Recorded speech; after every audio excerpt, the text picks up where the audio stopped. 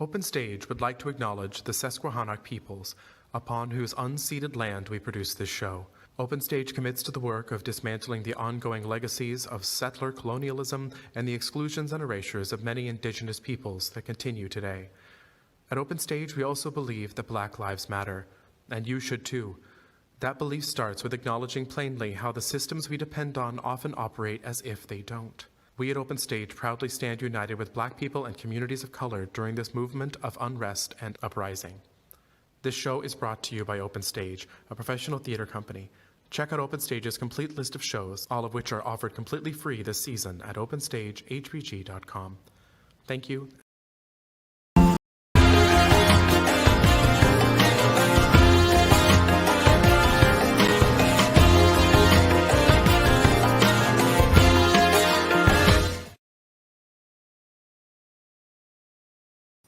Welcome to another episode of the Black NewsBeat.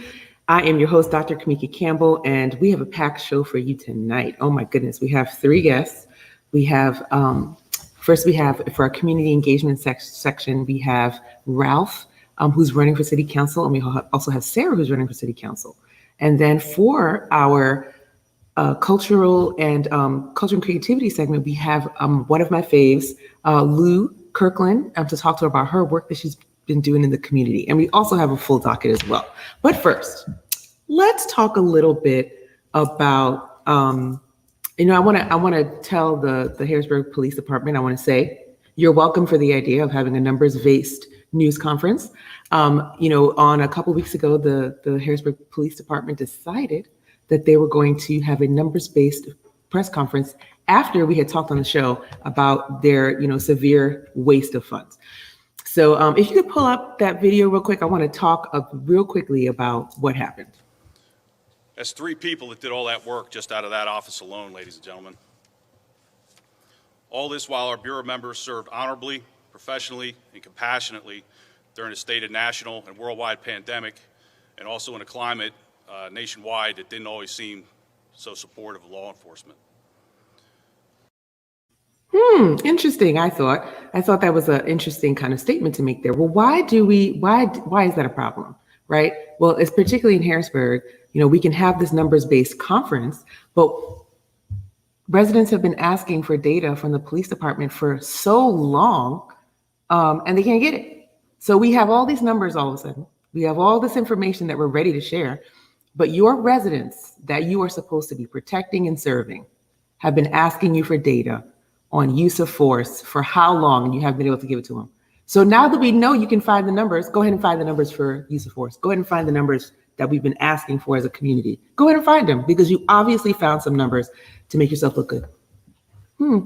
Interesting. Now on to our show.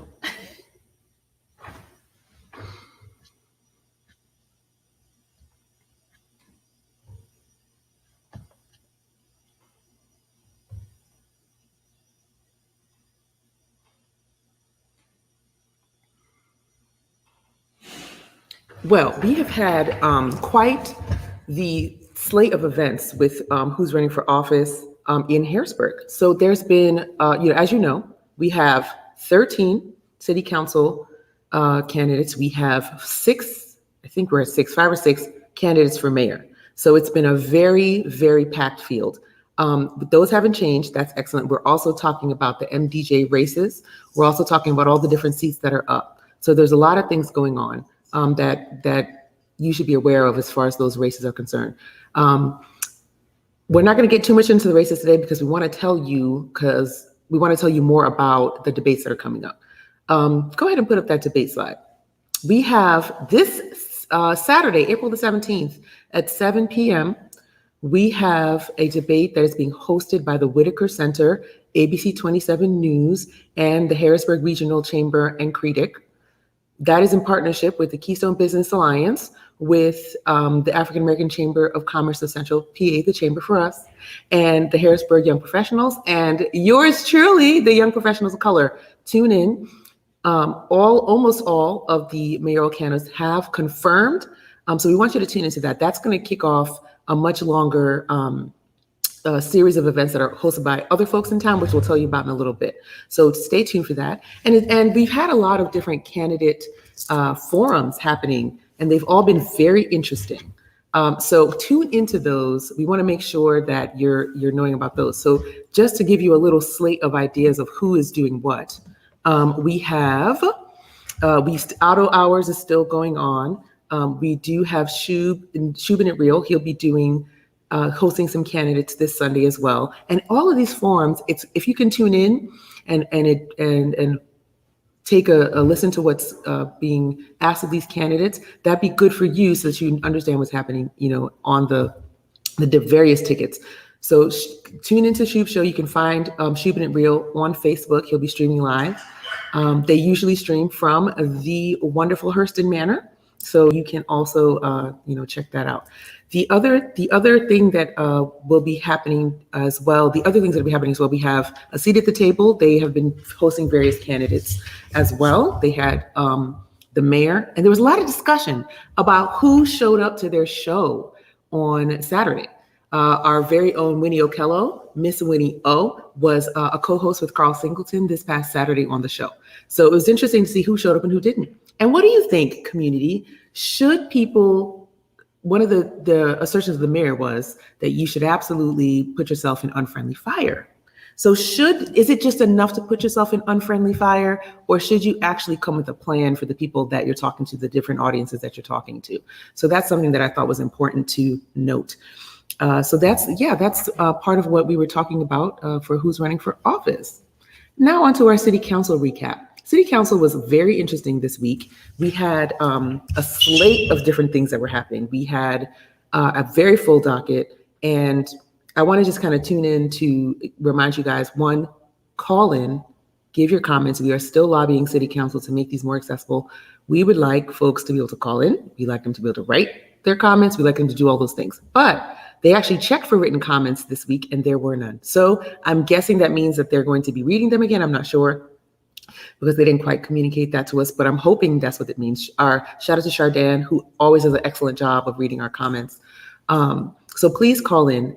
You see the information here. It doesn't change. It's pretty much the same information every single week. Jot it down, tune in. The big idea here was housing.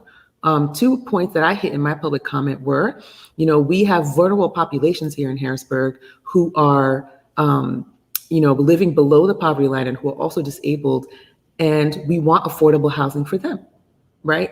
When we do for the most marginalized communities in our city, we do for everyone. So we wanted to make sure that we voiced those concerns. Pamela Parsons also got onto the public comments to voice her concerns. She actually gave very constructive feedback for the council and for the city government. So tune into that. You can actually catch a replay of the city council on YouTube. So please tune into that. Even if you can't catch them live, even if you can't do your comments live, submit them anyway to public comment at harrisburgpa.gov. Tune in. You have the information here. We need more people involved in this process. There were several different resolutions approved this past week and other bills that have been on the table for quite some time. So go ahead, tune in so that you can have a say in what's happening in your city government. On to our next, yes, this is one of my faves. So we've been talking a lot about just policing in general in the city. And the last couple of weeks have brought more pain and sorrow to another community in Minneapolis. And I just want to talk a little bit about what propaganda is. So very briefly, the reason I want to talk about this is because it affects everything that we do. It affects how we understand the police and understand their role in society. So very briefly, propaganda is how we brand the cops in this country, right? It's how we brand the cops in this country. And what we've done over a very, maybe about 1.5 to 2 generations now, is we have given cops very interesting light in the media. So you see, I have here a couple of different things. We have Paw Patrol. We have the Sonic the Hedgehog movie. We also have one of my personal faves, Brooklyn Nine-Nine. And when we watch these shows, constantly the police are painted in a certain light that doesn't necessarily match what's happening in the community, right? And this has been happening for almost 2 generations. So it's not something that that happens overnight. But what happens with that is, as we paint the cops as always the good guys, never the bad guys, it begins to change our psyche and how we understand how to relate to police, right? So now we have people who, I just, had a conversation with somebody today, and they were like, well, why didn't that young man who got killed, 20 years old, over an air freshener in his car, why didn't he just comply? Interesting. The question should be, why aren't our police better trained not to have a hair trigger reaction to people doing things like reaching for their ID, like being scared of them? Why can't they de-escalate those situations? So when we talk about propaganda, we're talking about how we brand the cops, and be careful what you put into your mind about cops and all the shows that we watch, some of our very faves, because it also affects how you understand and deal with the police in real life. Next up, we have, so Facebook, speaking of cops, so Facebook has been on it was announced a couple of weeks ago that Facebook was actually trying to put an FB reentry app out into the world to help returners into society.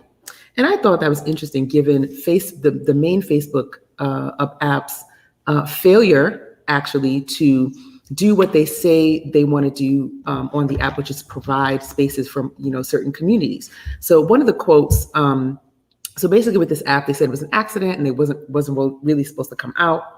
But what was interesting was they said, we've been exploring different ways to help close gaps by those in the marginalized communities across our apps.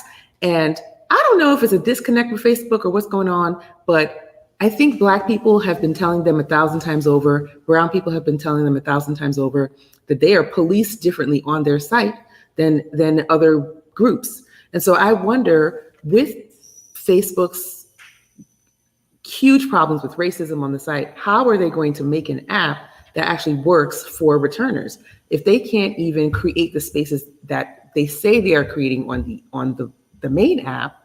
How are they going to now create this next app to help returners come into society and be, flourishing people? How are they going to do that? I don't think they've succeeded with their mission, with what they were saying, what they were trying to do with the main app. The other thing that in June 2020 that the CEO of Facebook said, he said that the company would focus on building products that can play a positive role in helping to heal the divisions in our society.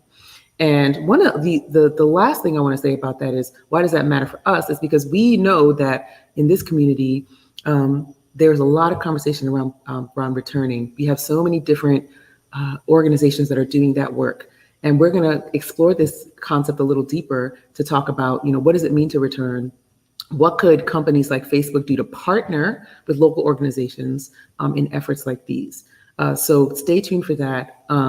We want our social media and we want the different things that we interact with on the internet to help all parts of society, but I don't really think Facebook is in a position to do that given their main problems on the main site.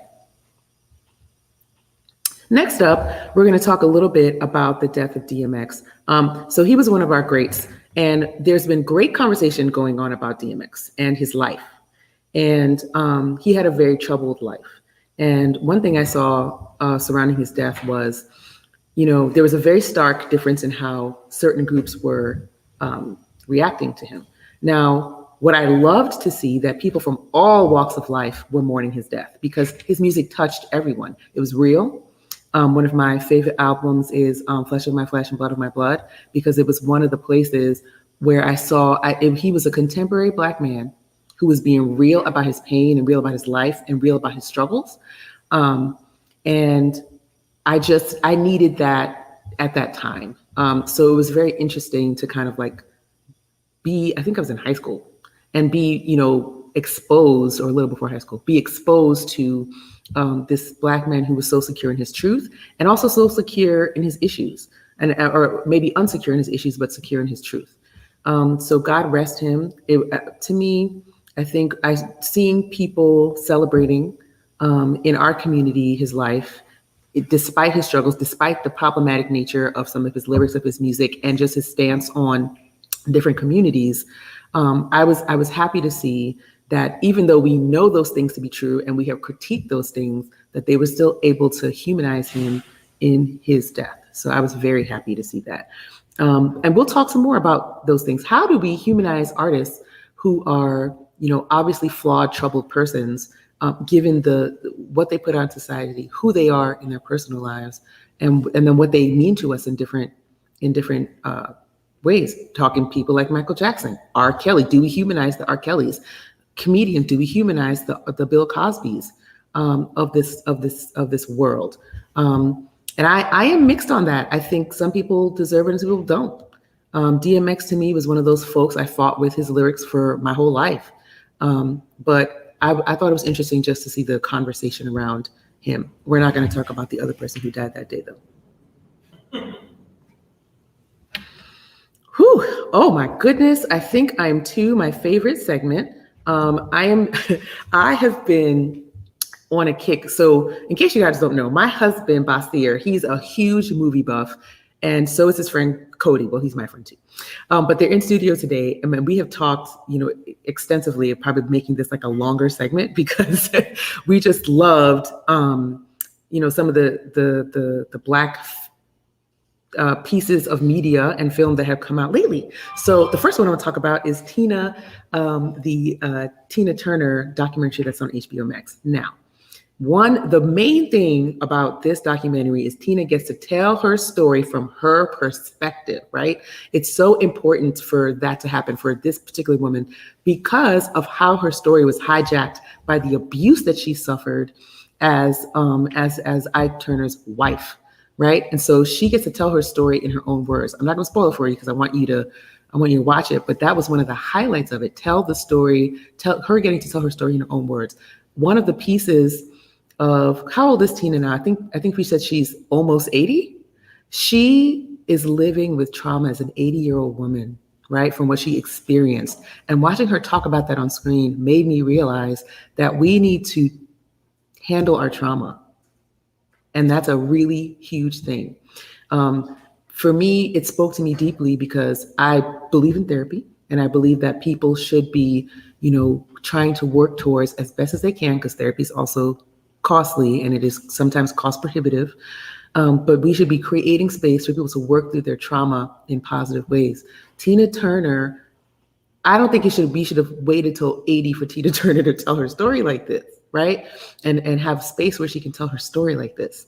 But when you are a superstar who's selling out, arenas and everything, and you have to constantly answer to what your ex-husband who beat you senseless did and what he's doing and how you feel about him, I wonder what else she could have done besides distance herself from that.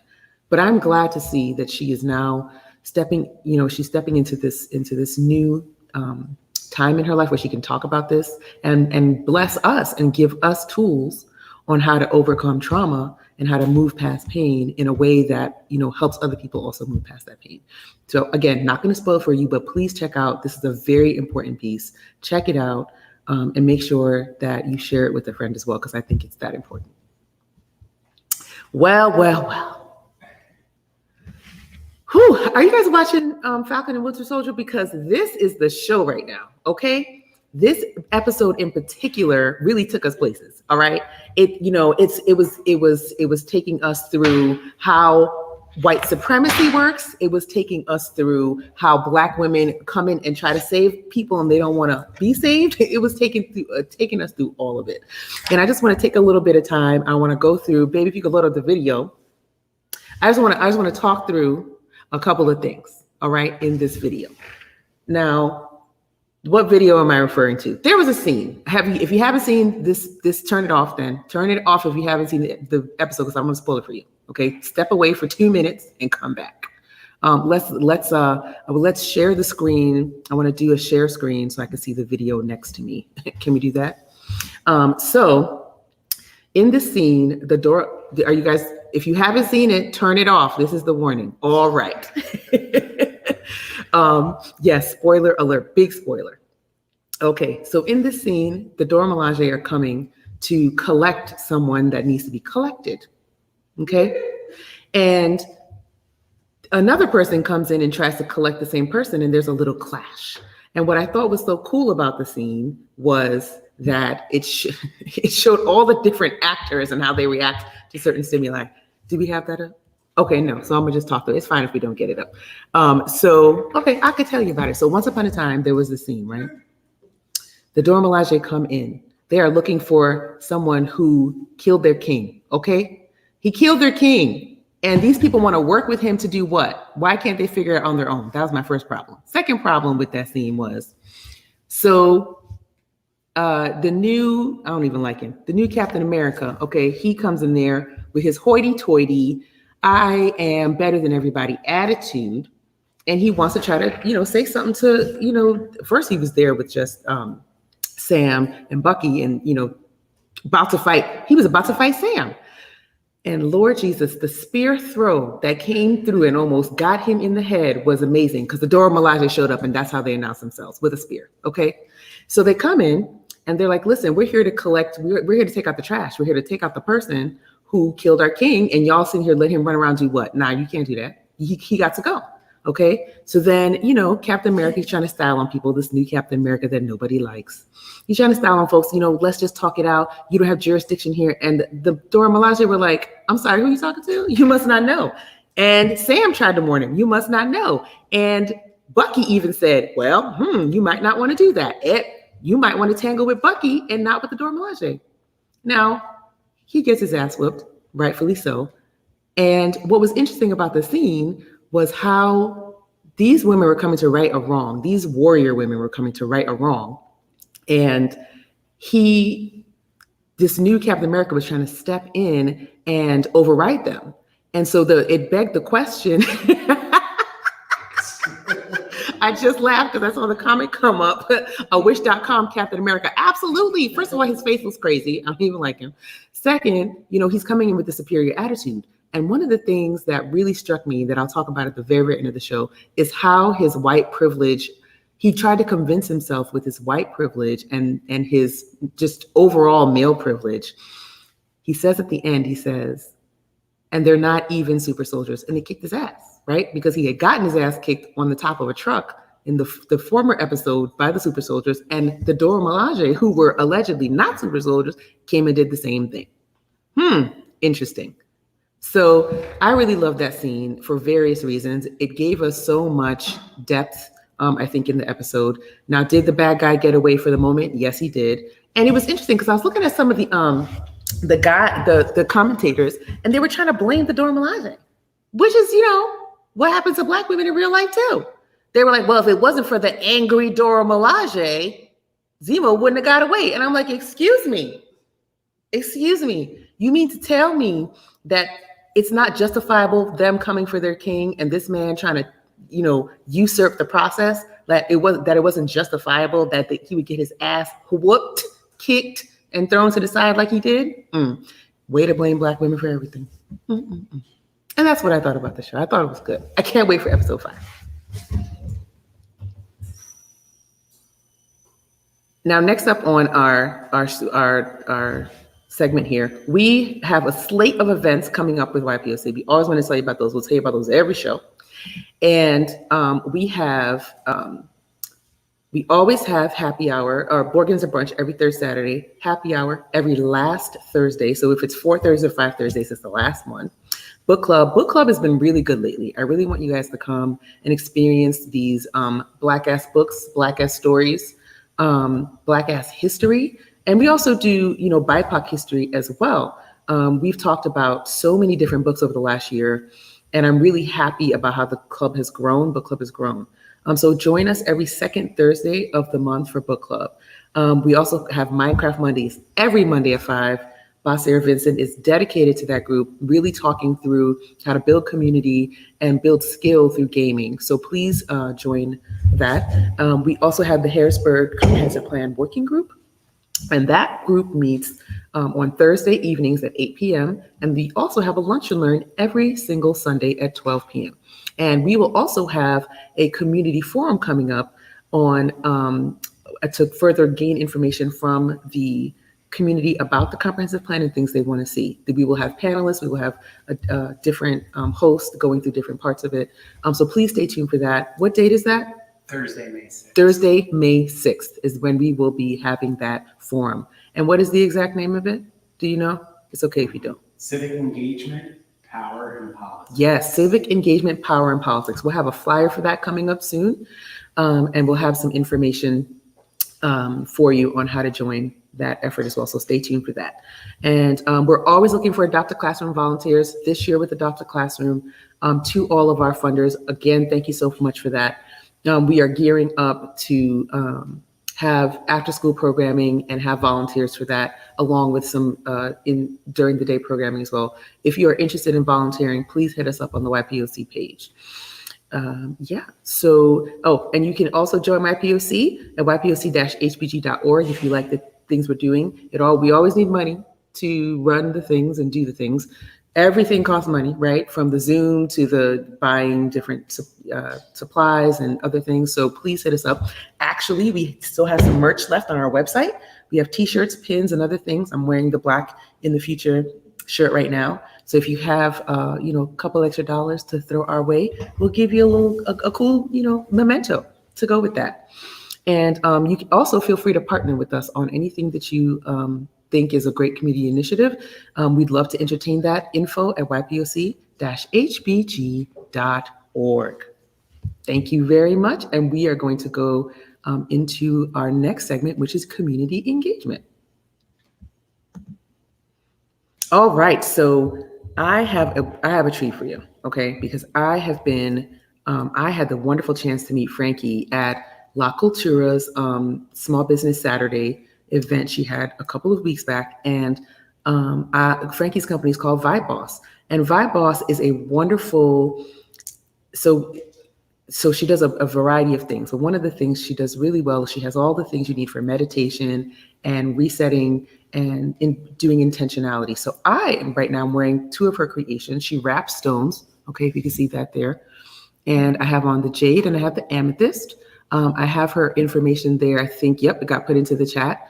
Please look her up. I love everything that I've got for her. I got some sage. I got a couple of different stones so I can do my intention setting and reset my space when I need to bring my everything back into alignment. So I'm very happy to have met her, and please patronize her if you're into meditating, crystals, making sure different kinds of spirituality, connecting with the different pieces of yourself that you may not even know you need to connect with. I suggest going on and getting some of her. She even has starter kits. Like she has a reset starter kit here with sage and stones that you can take advantage of. So please go ahead and patronize her website and let me know. Inbox me and let me know what you think once you have tried some of her products. All right. Well, we have a treat coming up for you. So we're moving into our community engagement section. And the person that I want to introduce to you today is somebody who has been working in this community for a long, long time. And we'll talk to him more about that. But please, let's welcome Ralph Rodriguez into the room. I'm so excited. Hi, friend. Peace, Queen. How are you doing? How are you? How's everything? Good. Feeling great. It's so wonderful to have you here. I mean, you are a legend. You're a Harrisburg legend. Okay. And you have been doing work here. Tell me how long you've been doing work in the community.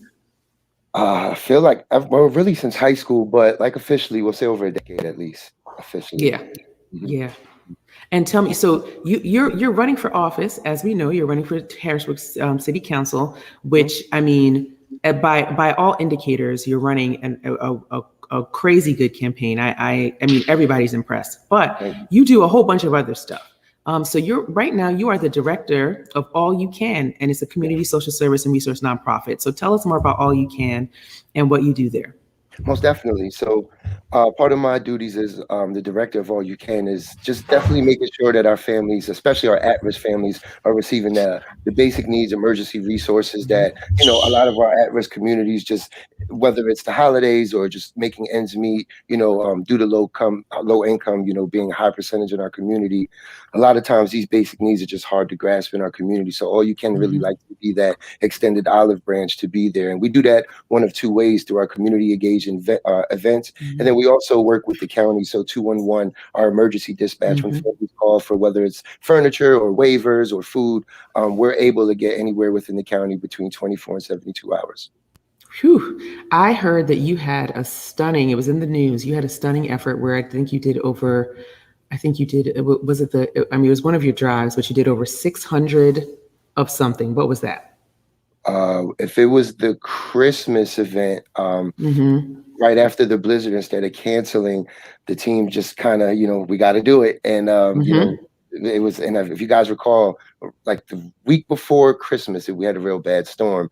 And we were able to provide holiday relief for over 600 children for Christmas. And the Easter event we did on 3rd Street, that was over 300 children just for Easter. Yep. That's amazing. Yep. It was the Christmas. I couldn't remember which one it was, but I knew I had seen that you had helped over 600 individuals. And I was like, I kept on looking at the number. I was like, 600? That's amazing. And that's only restricted on what comes in as well, right? Because if more comes in, more's going out, definitely. That's right. That's exactly right. You guys hear that? If more comes in, more goes out. Yes. So let me tell you my favorite memory of you so far that we've had together, besides you just being always extending an olive branch and just being an amazing person.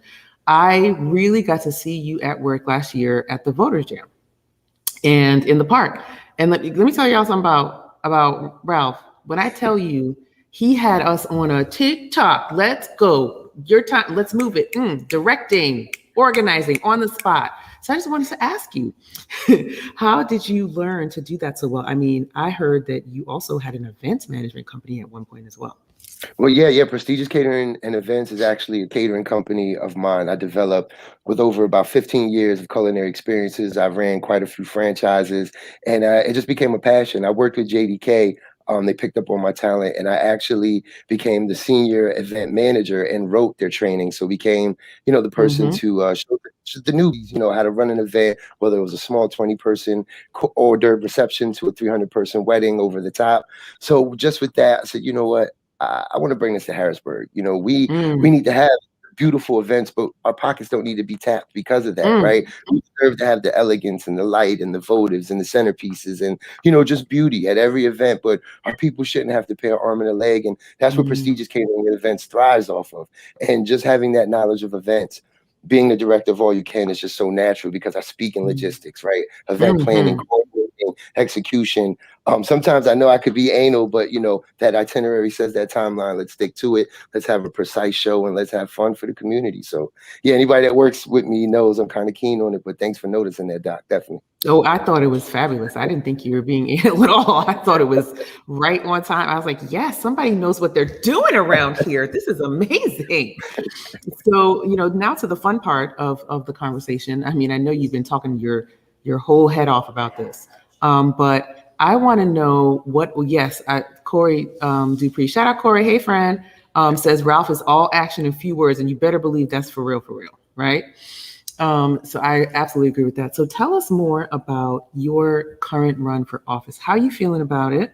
What have been some highs or lows? Anything you want to share? And what do you foresee for the future? We are 34 days out.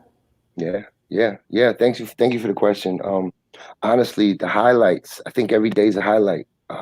Getting up every day, wanting to meet the voters, wanting to meet the people. It's the best part of it. I mean, from hearing, Asia's story on Horner Street, how she has a wonderful crisis management business and she just needs a little push, helping her find that, or Miss Marie on Green Street, just trying to get introduced and her door open to the Broad Street Market and trying to, expand and elaborate on that. Or when I go on Ralston and hear Miss Brown, and Miss Brown showing me the bullet holes as she's talking to her son that came through and almost missed him by inches. I know the work because I'm in it, but to hear the stories day by day, to go on the doors. And Ralph, I knew you come by and they sit down with me and you want some lemonade, water. I know they say stick to 15 minutes, but I don't look at the voters as a vote. I look at them as people. So if it takes me 3 days to sit on that porch with them, it's going to take me 3 days to sit on that porch with them, because I need them to know and be confident that I'm not your cookie cutter template. I'm not even a politician. I'm a public servant, and I will always be. That's what's in my heart. And it's kind of spoiled it because they're so used to, man, my vote doesn't even count. Ralph, I love you, but it's too many years. And I have to really, really carve it into them and let them know, there's a reason why I'm at your door, rain, sleet, snow, hail. But not only that, just really walking the beat again. I've seen parts of Harrisburg I didn't even know existed, and I've been here quite some time. The nooks and crannies, all through and in betweens. But, just the response I'm getting, the city, I think, is really speaking up more than ever. And they realize we're at a more detrimental time than ever. I mean, who takes over, whether it's administration or council, would be dealing with the city coming out of recovery and collaborating with a school district coming out of receivership. And it's important, right? Like we need so much. And I think it's time to get to it. Okay. Well, I mean, I do have one softball, but probably not gonna be a surprise to you. So when are you running for mayor then? I just honestly, I want to work my best with the 7 council members, well, the 6 besides myself, and whomever gets the admin, hopefully we could work in collaboration for the best interest of the city. Let's not present or start working on the budget when we only have a minimal time. Then it's just like whatever by that time has to go regardless. Let's do things proactively. Let's do it early. Let's get as many people involved. If there's development on 7th Street, we need to knock on those people's doors on Waldo, on Jefferson, on 7th. It's like we do when we want their vote, right? Hey, just so you know, there's a development, there's a council meeting tonight at 6:30, 5:30. Please tune in. Everyone will here's the chair of this department. That conversation needs to continue, not just for an election, not because I want your vote, because you're a person and now I represent you. I'm the legislative branch of your arm, right? What you need, what you want to do. I need to present it, and let's work it out. Let's get these votes and really bring the people's voice to City Hall. I think that's the most important thing. Yes. Well, he didn't say no. You guys heard it. He didn't say no. He didn't say yes, but he didn't say no. So, Ralph, it has been wonderful having you in the studio. Please stick around. We've been starting to do a little thing where we bring folks back just to have a little conversation. So stay right there. We're going to get to our next guest, and we'll bring you back for a little combo. Okay. Oh my goodness. I can't tell you. I just love having Ralph. He's amazing. And I'm so glad he's here. If you have questions for Ralph, we're going to bring him back in a few moments with our other guests. So drop them in the chat. And now we have another special treat coming right up. Sarah Gaithers is here in the studio with us. She is also running for city council, and we're going to talk to her about what's going on with her, get to know her a little bit, and see how she's doing. Hey, Sarah. Hello. Oh, you look wonderful today. Thank you. Hair's popping. It's great to have you. I'm so glad you could make it. I know we're going to get to the city council stuff, but first we want to get to know you. I was reading a little bit more about you, and one of the nice things that you told us, one, you're from Hershey, I think, and or were you? Don't claim it as home, but I did graduate from high school there. So. Oh, but that's okay. Yeah. We won't hold it against you, no problem. But maybe not from Hershey, but you definitely graduated from high school there. And then you told us a little bit about. I want to start with this because I thought it was great that you actually started something while you were there that was really important. Can you tell me more about that? Yeah, so I orchestrated their first Black History Month assembly. Where I was going to school before, we acknowledged Black History Month. And then when I moved up here and saw that no one acknowledged it in February at all, that really bothered me. Went to the principal. I was like, I can put it on. It's fine as long as I have your permission. And yeah, we had She Looked Out For It to speak. We had a performing arts group out of Philly. And it was a time. It was definitely a time. So that's awesome. I know you told this story publicly before, a little bit of it, but we actually got to do an event together this past summer, and you were the headliner. So tell us about that event and the story that you told. Yeah, so the event, it was really a brainchild from a friend of mine who also went to Hershey, a white woman, and we both put the event on because we knew that it was something that the Hershey community needed, and not only just for the white people that were there that don't know why Black Lives Matter, but also to present a space for all the Black people who are there and don't have a space at all to go to and don't have people to listen to. And so, yeah, there I sort of told my tale about how it was putting on that assembly at Hershey High and how traumatic and ridiculous it was, how many barriers were in my way, and how difficult it was just simply from the administration. But yeah, I think it was a pretty good event. And It was a good event, and I think people really enjoyed hearing your story because it really brings it home. Because a lot of people, and it's one of the things we talked about at that event, a lot of people say, well, there's no racism in Hershey. We're a town. There. So, yeah. So also you also mentioned in your some of the information that you got to us that you had also started a Miss Black, I don't know how to say this word very well. Shane. Shane, there we go. Pageant. And I would love to hear about that. I did not know that about you. So I would love to hear how that came about. Yeah, so I went to college thinking like I was going to participate in pageant, like I brought my prom dress, everything. Simply because like, you see that stuff on social media with like different HBCUs and they crown different kings and queens. But Act came, which is a private Catholic school in downtown Pittsburgh. They had a Miss Duquesne pageant, but it was ran by a white sorority, and inevitably they only invited representatives from white orgs that they knew of. So once I realized that I probably wouldn't be able to participate in this, I orchestrated my own specifically for the Black women on campus. My junior year, it's still going, which is really exciting. And yeah, it was a beautiful show, just like Black excellence. And like, Black women aren't really allowed the opportunity to showcase their beauty and their talents, talents and beauty that's specific to us, right? And I was very happy to provide that space. That's amazing.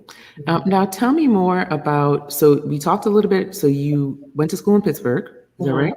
Yes. And then you were living in Hershey. And how long you been in Harrisburg and how'd you get to come here? Yeah, so I got a job at the Capitol last year.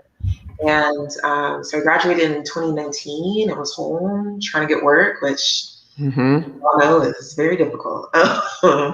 And as soon as I was able to move out, I did, and I moved downtown. And yeah, so that's sort of how I found my way down here.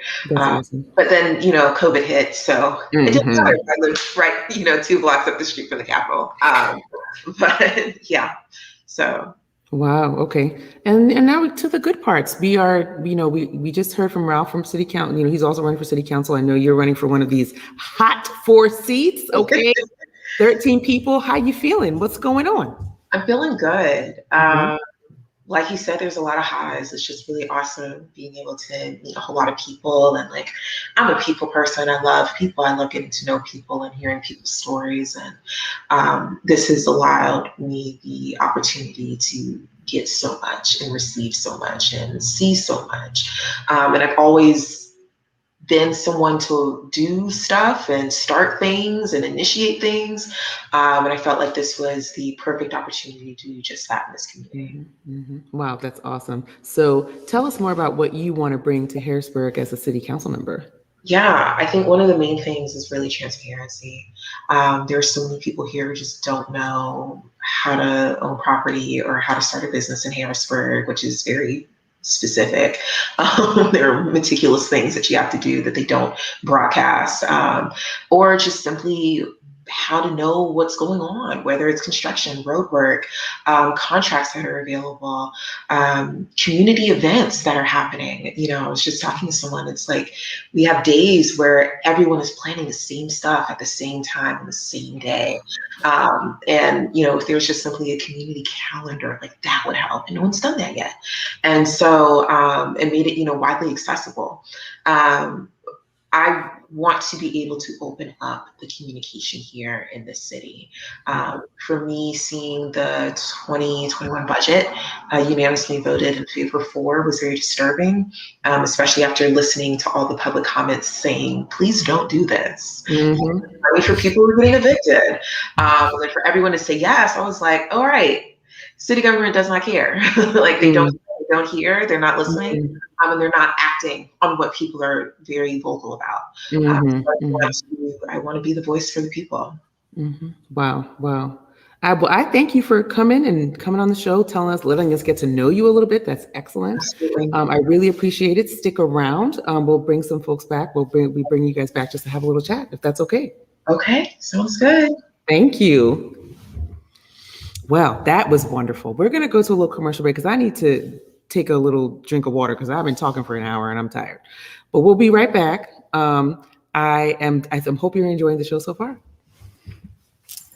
Join us for the Harrisburg primary election debate series. Brought to you by Friends of Midtown, who's running for office, and the Midtown Action Council. We'll have 4 nights of virtual debates leading up to Harrisburg's primary elections. All events will run from 7 p.m. to 9 p.m. and will be held via Zoom and streamed live on Facebook. First up, we'll have a Meet the Candidates night. You'll get to meet candidates for mayor, city council, and school board. After our Meet the Candidates night on April 21st, we'll have 3 debates on 428 for city council, 5-5 for school board, and 5-12 for the mayor's race. We hope you'll join us. Tune in, be informed, and vote on May 18th. Welcome back. We're now moving into our next segment. I just want to say to you guys, vote on May 18th, okay? Get your neighbors ready. Get your friend down the street registered to vote. It's our job to affect the people around us. I know they just told you in the commercial. That was me. Did you like the voiceover? Go vote. This election matters just as much, if not more, to your local life than the general election. Please get your neighbors, get your friends. Are you talking to your friends about voting? Are you talking to your family members? Did you hear what Ralph said? People are feeling disaffected. People love Ralph, and they're even telling him they're not going to vote. So it can't just be Ralph out there. It can't just be us out here. It's got to be everyone coming together in a big effort for this election. A lot is riding on this, guys. We all want change. It's played out that we keep saying it. We have to get involved, and voting is the first step. That's the first one. We want to activate voters to vote, but then we want to be civically engaged in the process, right? So get out and vote. 34 more days until the election. And we'll see you at the polls. May 3rd, thank you, Vishal. May 3rd is the last day to register. And somebody brought up a good point. Right now, if you register, you can vote by mail right there. They'll give you the vote by mail information. So get that, if you don't want to go to whatever your issue is, don't want to go to polls, do want to go to polls, make sure you register. If you voted by mail last year, you have to register again to vote by mail this year. You have to do it every year. They will mark you as a permanent voter, but they'll send you the notification to be like, do you want to vote by mail? And you need to fill that out. Okay, so make sure you vote. This one's important. They're deciding budgets. They're talking about the comp plan. They're talking about this new community policing apparatus. They're talking about so many things, the new community law enforcement advisory committee. There's so many things that are on the line. I won't tell you who to vote for. I tell you that you need to vote and you need to do your research. Who's running for office has all of the candidate information up. Take those surveys too. If you didn't take even if you took the first survey, we're doing 2. Because we want to see the change from the first survey we did to the second survey. So please take those surveys. They're up on the sites. Who's got your vote for mayor, who's got your vote for city council, so we can kind of gauge in the community what's going on, and we'll publish those results. All right. Culture and creativity. We have a treat for you this evening. We have a very wonderful person who's coming on right now. My friend Lou is coming into there she is, looking gorgeous as always. How are you, friend? How you doing? I'm fantastic. Yeah, you look fantastic. You're glowing. I don't know what kind of glow. Is it for sale? Is the glow for sale? Okay. I can let you know on my skincare routine. You listen, because you have the skincare on lock. I mean, you're kind of a Renaissance woman that way. Are you still a mod in your skincare group as well? Yes, I Yeah. am. So Yeah. she's literally a skincare expert. Okay, a lay expert, right? She didn't go to cosmetology school or anything, but Lou knows what she's doing. Okay. So let's talk about you. Let me tell you, is this your first interview since You by Lou? Yeah. Well, look at me. I am breaking news in the community, okay? Because I want you to know that this young person here is so talented. We're going to be talking tonight about You by Lou, portraits and fashion photography. Tell me about your new venture and how it's going.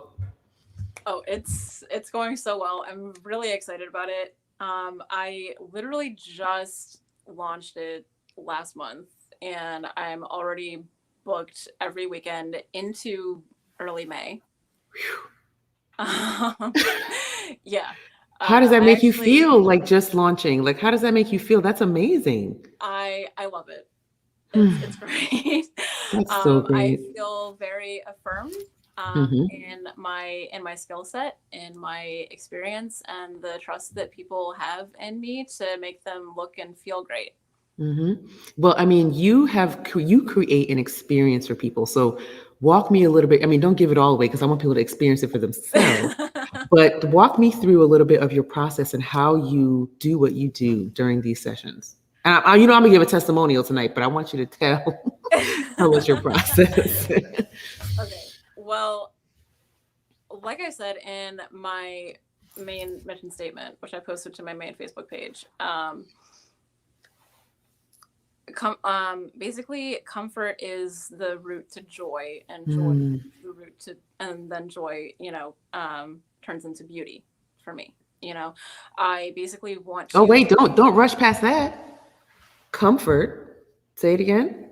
Comfort is the root of joy, which leads to beauty. I didn't even. Wow. Keep going. Just wanted to soak that in. So okay. Yeah. So it's my aim to make people feel as comfortable as possible in front of the camera, especially if they have a history of being uncomfortable in front of the camera, or just being really inexperienced. I try to make them laugh. I try to get them excited. And I just do like a lot of positive reinforcement. And I don't try to direct people too much. I try to capture people in their natural element. Because again, that's when they typically are most comfortable, and that's when they feel their most joyous, and that's when they look their most beautiful. So, well, that is a beautiful way to succinctly put it, but I cannot stress the vibe that happens when folks shoot with you, and I think everyone who has shot with you so far has had the same feedback. Like, we're all like in awe when we're done, and we feel amazing. I think my high lasted for like a week and a half. So I shot with Lou for some early birthday pics, and I want to show you one. I shot with Lou some early birthday pics, and it was the time of my life. I promise you that I didn't know that I was feeling so, like, the morning of that shoot, I was all flustered. I was so upset. I can't fit any clothes, quarantine, 25 or whatever. And as soon as I sent you my pics of what I had picked out, you got excited. For me, it started even before we got there. Yeah, I was just like, yes, I love that. Yeah, and it was so like, I am feeling crazy. And you really just brought in this beautiful kind of feeling to it, where I started feeling beautiful from that moment, and that my choices were okay. And then I felt like I was going to have a good time. So it started even before we got there. And then tell me what your experience of shooting at Hurston Manor, because I think that was your first time actually doing that, that kind of work in the space.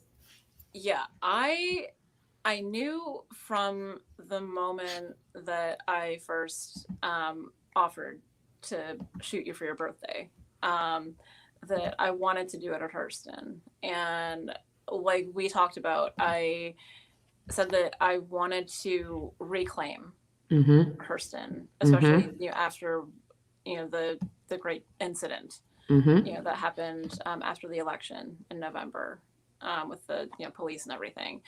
Because I felt like obviously there was a lot of trauma after that incident, and especially with everybody being with winter dawning and like everyone being quarantined and everything, there wasn't a whole lot going on really. Right. There wasn't really a chance to I guess like come back into that space and do some kind of like healing work.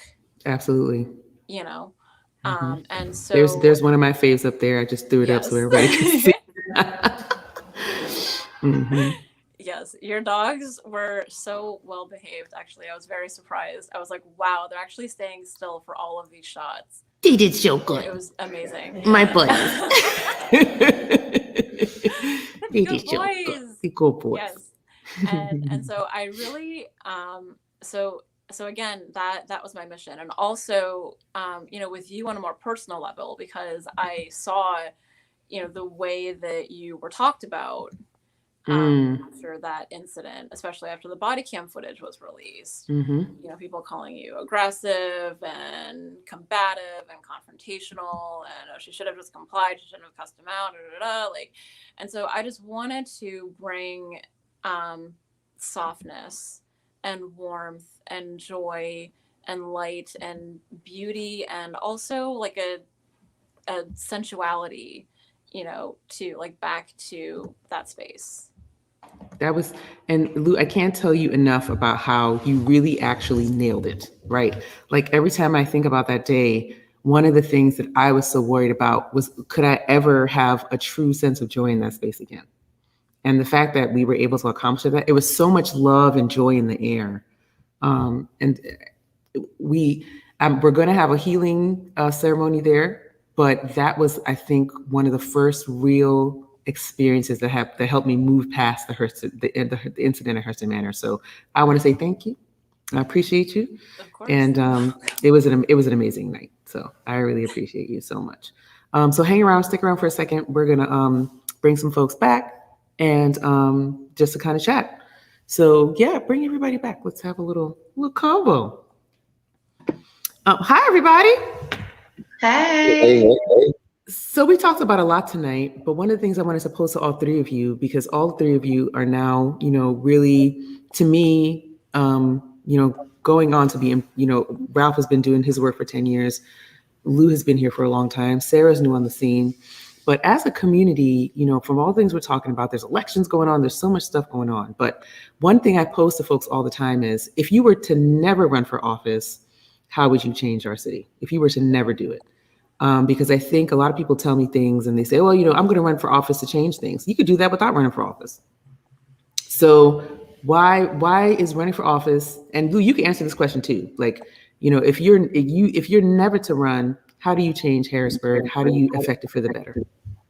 Yeah, I'll jump start it. I mean, I can continue doing exactly what I'm doing, but just, push it 300% harder, really making sure, because it's one thing to say, yeah, I'm not for oppression, but is everything you're doing anti-oppressive? Are you really living that beat and walking that walk?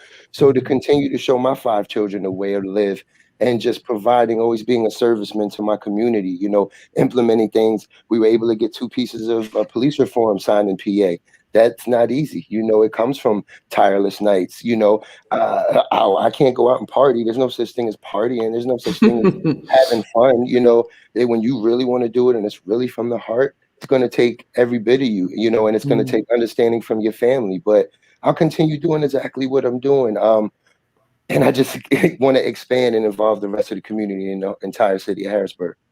Absolutely. Lou, I'd like to hear from you about that. Well, if never, and you have actually had a couple runs, so I want to hear from your perspective. This is a very interesting question for me. Because in 2017, I did run for council for the first and only time, actually. And I had actually suspended my campaign because I realized I didn't feel ready for the gravity of that office. And then after that, I had taken a break for a long time from organizing and activism, because I really wasn't sure what my role was anymore. And I had really only sort of recently, I guess, reemerged. And I was always more artistically minded, I felt like, you know. I launched actually my venture after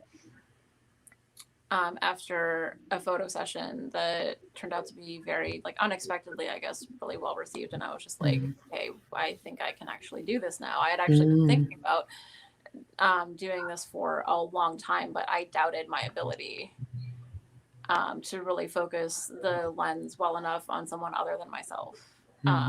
And once I actually got into it, once I just said, you know, screw it, let me just go ahead, you know, now I have this whole thing and there's a lot of buzz about it and I'm really grateful for it. And I really feel like this is my lane. And I feel like this is how I'm going to help, you know, transform the city, or transform its people at least, which can help transform this city.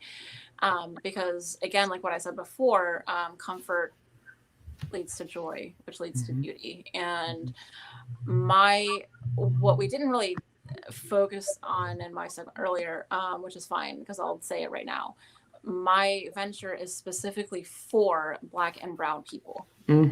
I will only ever photograph Black and Brown people, especially because I've also said before that Black and Brown people, especially in this world that is built to consistently spin against us in all the ways, our images tend to be burdened, you know, with the like being seen through the lens of whiteness and white supremacy.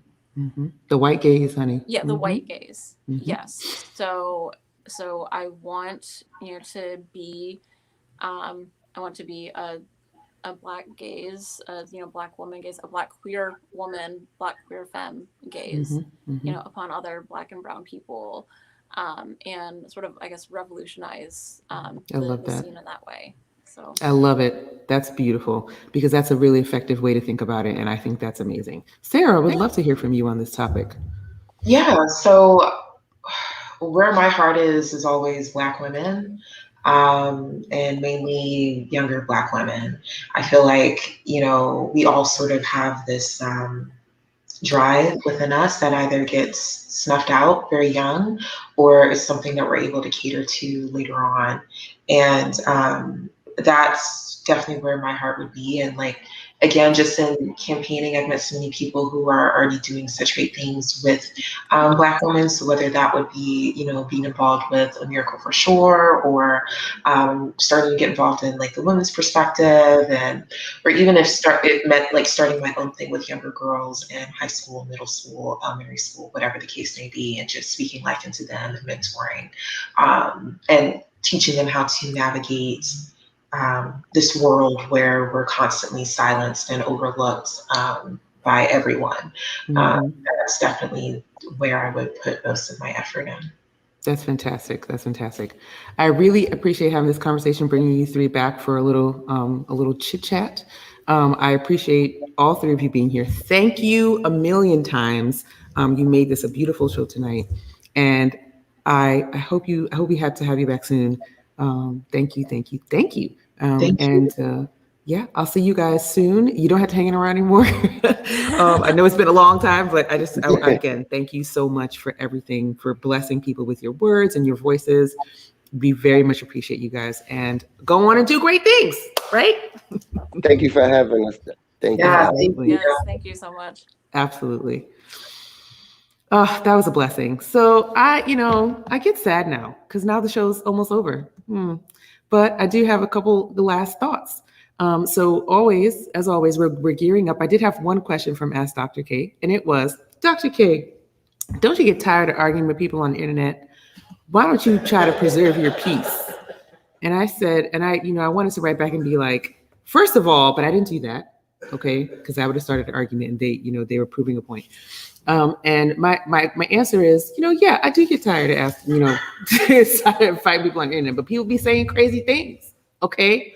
But I'm gonna do better for 2021. Probably not right now. Okay. But I'm gonna do better. Another question I got was, can anyone come to your birthday? And it was just like a random person. I mean, at least like introduce yourself first. I don't know. Like, you just want to come to a random person's birthday party? That's weird. Okay. So, I mean, yeah, like it's online and like, yeah, people can come, but do you at least be like, hey, I know, hey, I'd like to come, or I know a friend of yours, but they literally like, I don't know you, can I come? I'm like, at least introduce yourself like in some way. So yes. Oh, by the way, it's 11 days to my 40th birthday. Okay. Dr. K is turning 40 and she's having an extravaganza. So you'll see pictures of it. Like I said, I used to be like, come one, come all. But now I'm like, at least, have a referral. You know what I'm saying? Like a referral would be great. So those are the questions I have this week. Please submit your questions to askdrk@kimeka.org. And if you have any other questions you want to drop in the chat, it will be fine. After that, I have one more thing that I like to do, which is send somebody to hell. Okay. So we're sending somebody to hell right now. And his name is the new Captain America. I don't like this guy. Okay. Look at his face. Did I already say I didn't like it? Look at his face. Do you see his face? It's raggedy. One, he's too proud of himself and he hasn't done anything yet. That's the first problem I see there. Okay. Do you have it ready now? Okay, go ahead. Take it easy. You might want to fight Bucky before you tangle with the Dora Milaje. I think we got off on the wrong foot.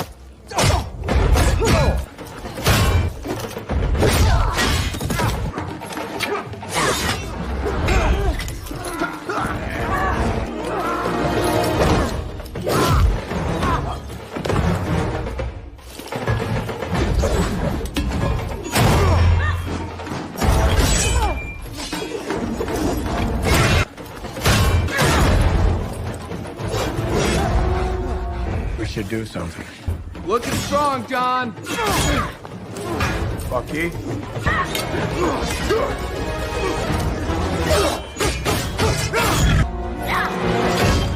Kyle.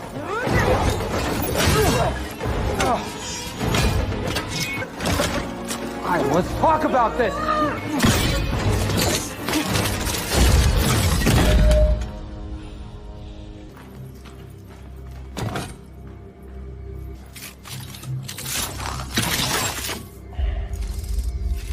No.